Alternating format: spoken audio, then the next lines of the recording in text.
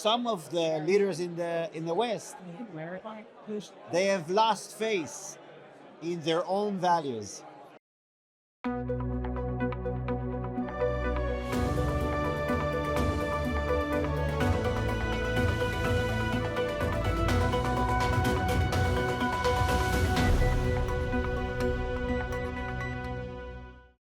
CPAC Hungary is back in Budapest, and we're also here to see Europe's largest gathering of conservative minds coming from all around the world. Following the historic victories of sovereigntist forces both in Europe and America last year, the theme of this year's CPAC is the Age of Patriots. But CPAC is not only about celebrating the return of President Trump and the establishment of the Patriots for Europe group in Brussels since the last time this conference was held, but also a timely call for action to all conservatives, as the real work of reclaiming the West has only just begun. As the organizers said, the stakes are higher than ever, as the crumbling liberal world order is pushing back against the people's revolt with all its remaining power. From the lawfare against Marine Le Pen in France and Matteo Salvini in Italy, the attempts to ban AfD in Germany and the persecution of PiS in Poland, to the anti-democratic firewalls put up against conservatives both in Brussels and the capitals, it's clear that the people's right to define their future is under attack on all fronts. The same is especially true for Hungary, whose national sovereignty and commitment to God, homeland and family, as the CPAC's motto claims, faces unprecedented challenges right now. EU institutions and hostile member states are once again pushing to strip Hungary of its veto rights in the EU because it put children and democracy first. So those who are prepared to fight for freedom, democracy and sovereignty across the West are ready to rise to this challenge together. This is the message of CPAC Hungary. Corruption in the EU institutions has been an issue you've been very vocal about personally, but the Patriots for Europe group is also pushing for an initiative for a new inquiry committee to provide much needed accountability and transparency, especially in the light of the recent Pfizer-Gate ruling. Do you think you can crack through the mainstream party's opposition to this initiative? It looks very difficult for us. We have to collect 180 signatures, which we have done in the parliament. But to be honest, all of them are from the right of the parliament. Only 2 from the EPP have signed, and no one from the left.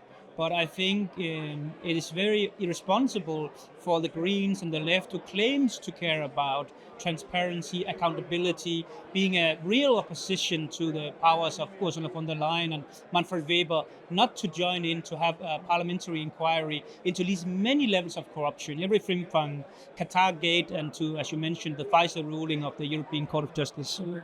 The Patriots of Europe group is generally in good terms with the Trump administration. However, your vocal criticism about Trump's Greenland push as a Danish MEP made the headlines earlier this year. Can disagreements like this jeopardize potentially a broader conservative collaboration? I think the French have to be very honest with each other, and I think as a Dane it is offensive to, from a friendly nation, as the US have been historically, and as Denmark has been to the US, to talk about taking territory. So I think frankness is the best sunlight and to deal with these kinds of things. And I would say from my patriotic colleagues, there has been a lot of understanding, also from other people in Europe, because I think being a patriot, and I think we all recognize that, is of course putting your nation first and then cooperate internationally. And from a Danish point of view, when we have been a United Kingdom for 1,000 years, we would like to continue to do that for the foreseeable future. Looking at what's happening with AfD in Germany, or taking Marine Le Pen's persecution into account, and these are just a few examples, I wonder what you think would be the best tools to fight against this very anti-democratic firewall or cordon sanitaire that the sovereigntist voices all around Europe are pushed under. I think the best thing we can do is to unite as much as possible. I have the pleasure to serve as what they call chief whip of the Patriot group, and we have a very good collaboration with the ECR group and the ENS group. And we have shown that together, I think very few people know that in Europe, we are one member more than the EPP group, which is the largest group in the parliament. And combined with the EPP, we have the majority in the parliament. And we have to use this force that the voters have given sovereigntist, patriotic, conservative voices in Europe to show real change. And that's our main obligation. So even though we are in three groupings, I think on 90 to 95% of the very important core issues to reform Europe, scale back the massive bureaucracy, fight against federalism, fight for our countries, we can unite. And I actually think we have shown this last year since the elections that we have united. And we are putting pressure on the EPP. So the firewall have weakened. We are seeing now that in more and more instances from saving the European car industry to the so-called omnibus bill, making it better for European businesses and so on. We are pushing the EPP in our directions. They are so afraid of us, and especially the people voting for us, that they are coming our way. And that's what we are seeing, I think, is very, very undemocratic actions that we have seen we've seen it in Italy, we have seen it in France with lawfare, we've seen it in Romania, we are seeing it in Poland now to a large extent. And I think we will see it here in Hungary as well, as we visit now, if we don't have a patriotic government after the next national elections. This is coming out of fear from the liberal elites and from the socialist elites, and sometimes even from our so-called friends in the Christian democratic unions and parties around Europe. And this is a reaction on their fear towards the electorate who votes for patriotic parties, and it's a result of the increasing influence we are having. Yes, you can. I'm sure we all can see that the leftist powers have a thing about foreign interference, which can be a very valid thing. But when Manfred Weber calls Péter Magyar, the main Hungarian opposition figure, the next Hungarian prime minister, and vocally push him, and support him to gain more support and power, what is it if not indirect foreign interference? But this is just the blatant hypocrisy of these people being. Of course, we should be aware to protect our democracies, but the same people who are very vocal about this are conducting this interference themselves. We saw it as you mentioned, here in Hungary. We have seen it in the Romanian elections, where the CEO of Telegram suddenly said that a certain Western intelligence service asked them to limit free speech ahead of the election. So I think we should call for a level playing field. And I think it's a much greater threat to democracy that we are suppressing freedom of speech than the potential the potential of foreign interferences. Of course, foreign interference is a serious issue, and we should be very aware of it, and we should combat it, but not with undemocratic measures and means. We should not let that happen in a way where it is in itself becoming a slight way towards a more authoritarian rule in Europe, where voices to the right are suppressed, and we see that everywhere. We see it in Germany, we see it in France, we see it in Romania, we see it basically everywhere the liberal elites have the power, that there's only free speech if you have the so-called right opinions. You recently co-hosted a major event in the European Parliament about the dangers of digital censorship. How does the EU exactly, what tools they use to limit freedom of speech, and how can we respond to it? Yes, well, the Digital Service Act is a tool for censorship, I would say. We already see examples of this. Our event was focused on this question, how to preserve free speech in Europe. I see instead of free speech, they prefer regulated or controlled speech in the European Union. It's a problem in principle. So we have the Commission with the ability to decide what is appropriate and inappropriate in the public square. We know that social media today is the public square. So for conservatives especially, I would argue that it's a matter of political survival. My following is growing on social media in Croatia, and so we have a huge interest, not just for our citizens, but as conservative politicians to fight back. So in Brussels, as a MEP, I see many examples of this. Hate speech, I would say, in principle, as a legal concept, is highly problematic. It's impossible to define. So you don't know when you're committing hate speech. In the view of some, you can cite parts of Holy Scripture, parts of the New Testament, and that's hate speech. So we have a huge problem. Rod Dreher spoke very eloquently about the experience of totalitarian communism. I think our countries in Central and Eastern Europe have a special role and responsibility. Frankly, I think the hope for Europe is in this part of Europe. We know what censorship looks like. And, you know, you look at Germany, for example, the former Minister of Economy, Habeck, from the Greens, he reported over 700 people for hate speech and speech that he didn't, that he disliked. And so these people will face criminal trials now in Germany. This is from the same party that claims that America's President Trump is a dictator. So there's all kinds of hypocrisy. It's really, like I said, I think hate speech is speech that certain people hate. And it's usually the left, and it's usually the people with the power to censor. The EU TEC Commissioner, Ms. Virkkunen, recently said in an interview to Euractiv or some other leftist outlet that the US censorship, social media censorship, is much more severe than what they do in the EU. She deflected, but she never explicitly said that. She didn't give examples. But when it comes to, for example, if you just take the person of, or Elon Musk as an example, who basically freed X from these online... Freed the bird. And he was almost persecuted for hosting Alice Weidel on a podcast. Yes. Well, also Trump before the election. Trump. Exactly. They were threatening him. Well, maybe the reference was to social media in America during Biden, because we know there was collusion. And luckily, Elon Musk, to his credit, purchased Twitter and saved free speech. We see that Zuckerberg has pivoted and has abandoned fact checkers for Facebook. So America, under pressure from a Democratic administration, was doing censorship. And what's scary for me is that in the United States, you had more of this kind of pattern that you see in China. Instead of the party doing the censorship, it was private companies doing it, all, the same thing, basically. So we don't want to go in the direction of China. We want to, retain our fundamental freedoms. I think it was very good that Elon Musk immediately disclosed the letter from Thierry Breton to make it public, so people could see what the tactics are of the people at the top of the commission. And now in America, the situation is much better, of course.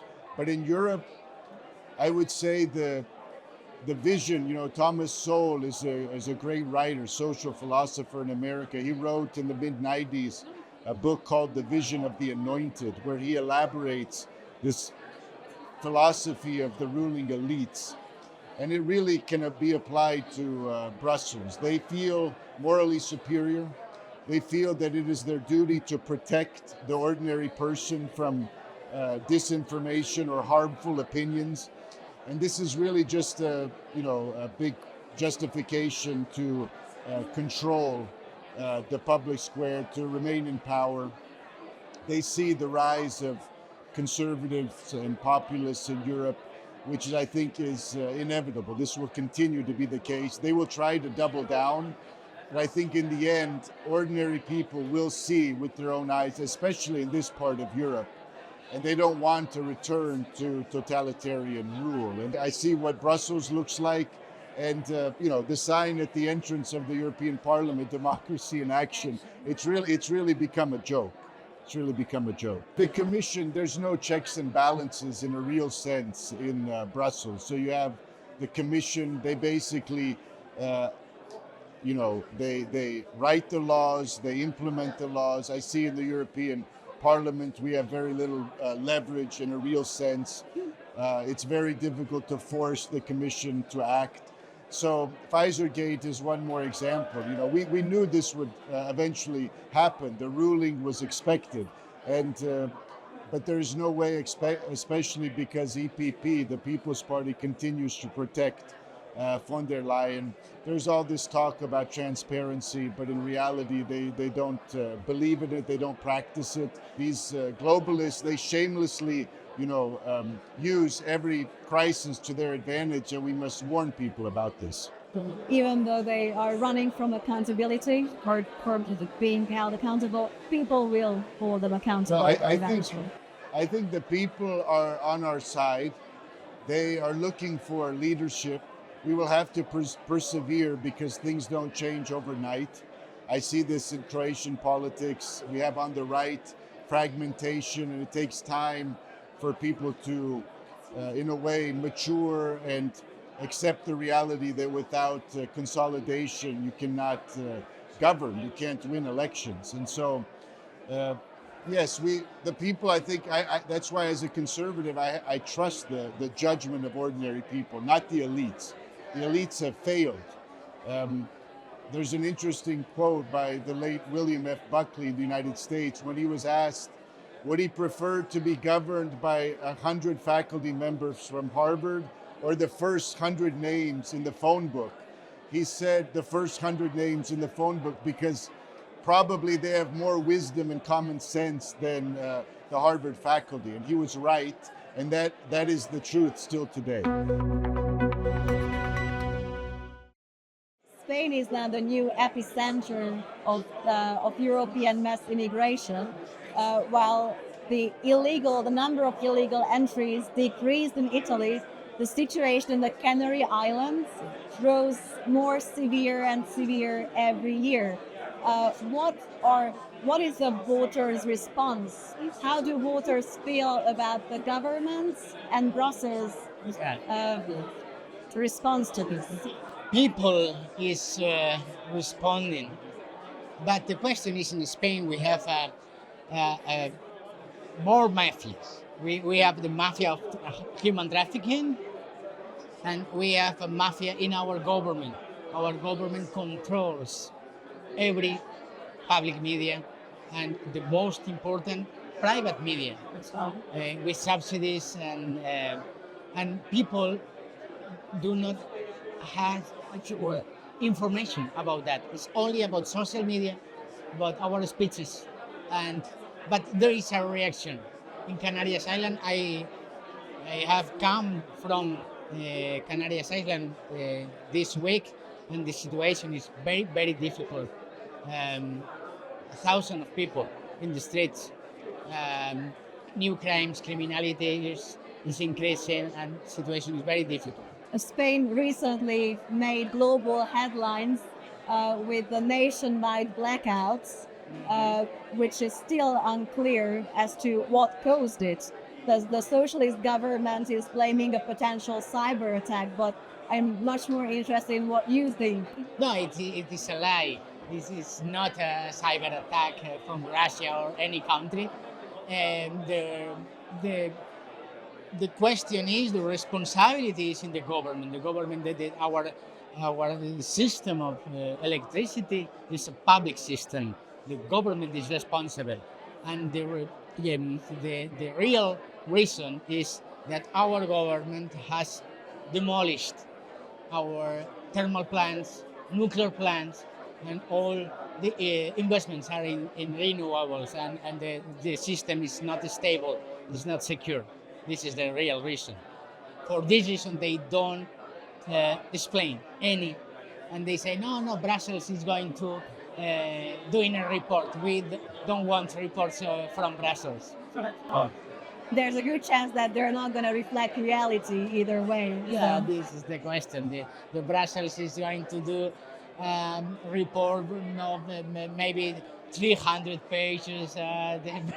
Very complicated. People will not understand anything, but all the Spanish people knows that the responsible is the government. Do you think this could be a turning point in how green policies are handled and how harsh the potential backlash could be? But the energy policies, No, the government is not going to turn the policy. They are fanatics.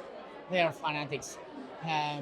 But the question is that our government is now surrounded by corruption. This is the big problem for the government. The brother, the wife of the president of the government, 2 or 3 ministers, the president of Congress. It's all the party, the Socialist Party, is implied in the cases of corruption, and maybe this is the beginning, the very beginning of the demolish of the government. It's getting apparently very clear that the EU is turning into an anti-Israel bloc, with nasty comments coming from at the European level as well as from a member state level. And while they never miss a chance to criticize Israel for dragging on the war against Hamas, they put very little emphasis on the fact that Israel is fighting for its survival against a very barbaric terrorist organization. Yeah. I think that some of the leaders in Europe, Macron, is Sanchez, Starmer, very, very weak leaders, unlike the leadership we see here in Hungary, the leadership of Viktor Orban in Austria and other places. Very weak leadership that is trying to appease the Muslim Brotherhood, the Muslim minorities, to gain political power, because they are all suffering from a very poor situation domestically in their states. So they are trying to appease the Islamists in order to promote themselves politically on the back of Israel. They are betraying Western values, not just conservative values, Western values. They do not understand the war. The war against Hezbollah, the war against Hamas, the war against Iran is not a war about land. It is a war about the philosophy of life between culture that sanctified death against a culture that sanctified life. A culture that admires tyranny and a culture that admires freedom. We are fighting for freedom. We are fighting for life. We are fighting for the future of humanity. Fortunately, there are leaders that understand it, and we are in a conservative conference, and this is why we are coming here to speak about these values: home, family, God, freedom. But some of the leaders in the West, they have lost faith in their own values, and we need new leadership for many states in Europe.